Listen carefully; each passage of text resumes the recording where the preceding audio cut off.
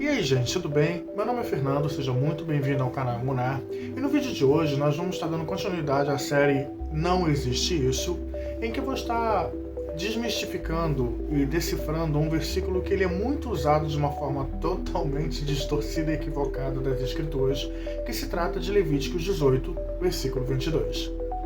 Não te deitarás com homem como se fosse mulher, isso é abominação.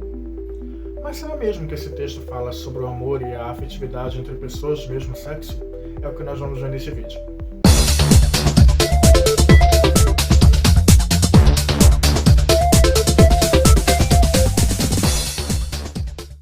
Logo de início, eu tenho duas grandes questões para quem geralmente usa esse versículo para condenar ou julgar outras pessoas. A primeira é que geralmente quem cita Levítico 18:22 mal conhece o restante das escrituras.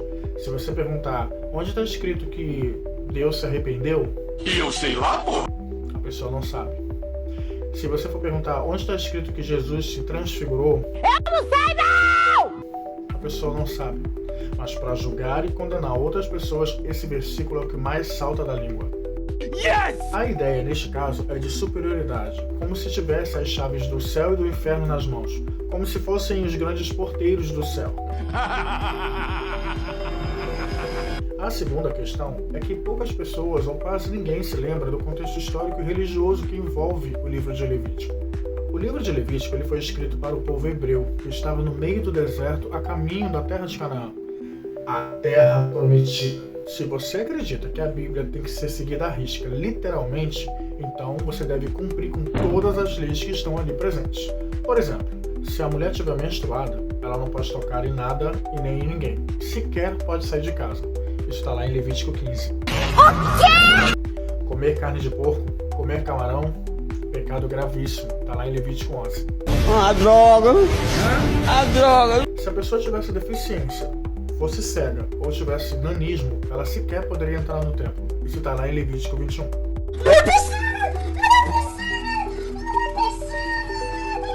Plantar dois tipos de sementes diferentes na mesma horta, não pode, pecado grave. Isso está lá em Levítico 19.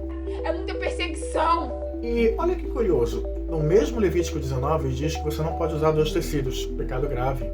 E a roupa que você usa tem dois tecidos, algodão e poliéster. Não pode. Ah, que peninha! Sentença de morte. Ah, que tal essa? Deuteronômio 22 vai dizer que se uma mulher ela é violentada e não gritar alto o suficiente, ela é culpada. A culpa é totalmente dela. E pior, se ela for virgem, o cara vai ter que pagar ao pai da vítima 50 ciclos de prata. Isso dá mais ou menos uns 700 gramas de prata, que, trazendo para o dia de hoje, daria em torno de R$3.000. Casar-se com ela e cuidar dela pro resto de sua vida mortal. Interessante, né? Ou seja, se você quer seguir a risca, então você tem que cumprir tudo. Senão, você vai acabar sendo incoerente e hipócrita.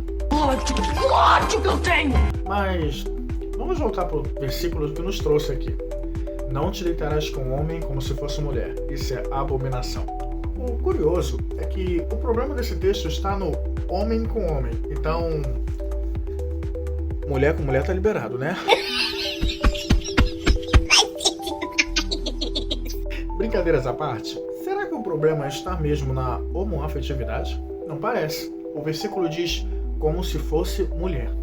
Mas ninguém entra num relacionamento homoafetivo pensando que é outra pessoa do sexo oposto. O ponto central aqui é outro. Naquela época e naquela região, havia umas práticas muito comuns que eram voltadas para os cultos a deuses pagãos, como, por exemplo, Astarote, ou, como também era conhecida, Aserá, que era para os cananeus e os fenícios daquela época a deusa da fertilidade.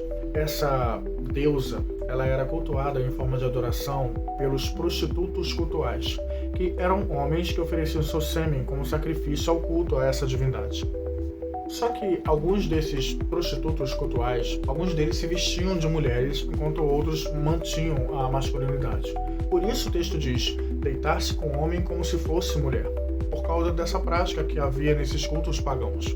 Essa interpretação ela ganha força quando analisamos Deuteronômio 22, no versículo 5, quando vai dizer que um homem não deve usar roupas de mulher ou uma mulher usar roupas de homem, que era uma referência direta à prática desses prostitutos cultuais a esses deuses pagãos, e não ao uso cotidiano de roupas. Agora, vamos sair do português e ir para o original no hebraico.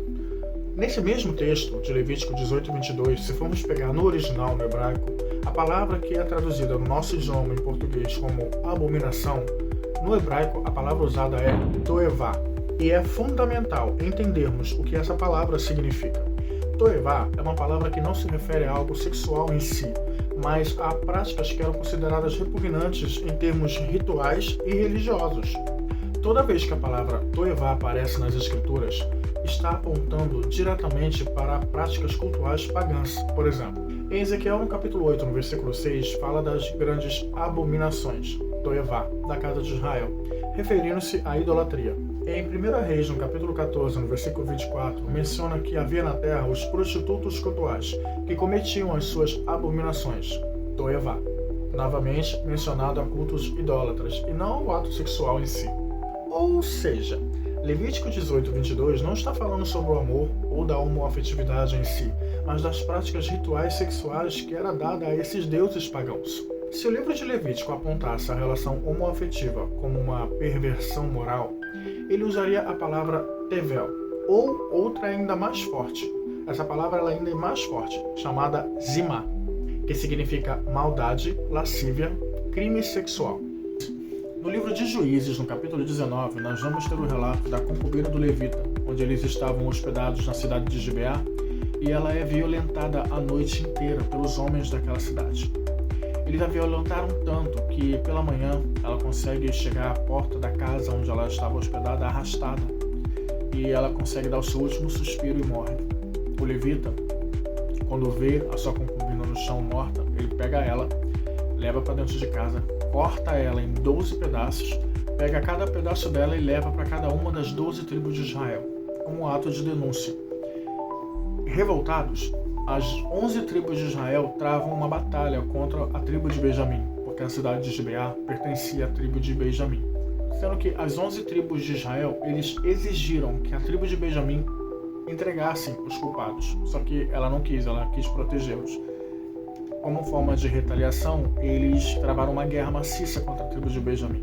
A guerra foi tão maciça que eles quase exterminaram a tribo de Benjamim. Isso só não aconteceu porque Deus, por amor a Jacó, ele poupou a tribo de Benjamim. Por isso que essa tribo ela não foi erradicada. Nesse texto, no livro de Juízes, no capítulo 19, no versículo 24, a palavra que foi usada para denunciar o crime daqueles homens foi zimá.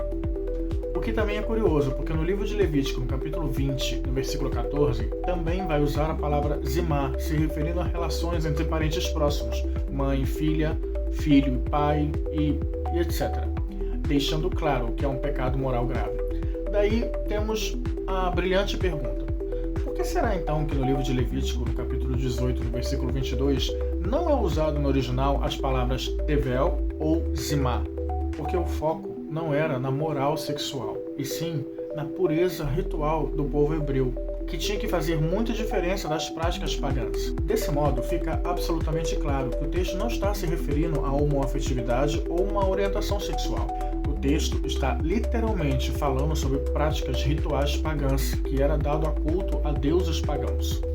Ou seja, toda pessoa que usa o livro de Levítico, no capítulo 18, no versículo 22, para condenar, julgar alguém, está completamente fora de contexto histórico, cultural, linguístico e teológico. E, só para finalizar, eu gostaria de lembrar que, além dessas discussões sobre o que é ou não abominação, as Escrituras deixam de forma clara sobre o que Deus abomina de uma forma direta e inquestionável. Isso está lá em Provérbios, no capítulo 6, dos versículos 16 a 19, que diz assim: Há 6 coisas que o Senhor odeia, 7 coisas que ele detesta: olhos altivos, língua mentirosa, mãos que derramam sangue inocente, o coração que traça planos perversos, pés que se apressam para fazer o mal, a testemunha falsa que espalha mentiras, e aquele que provoca discórdia entre irmãos. Que tal se apegar à razão, ao conhecimento e ao amor, que são dons que Deus nos deu?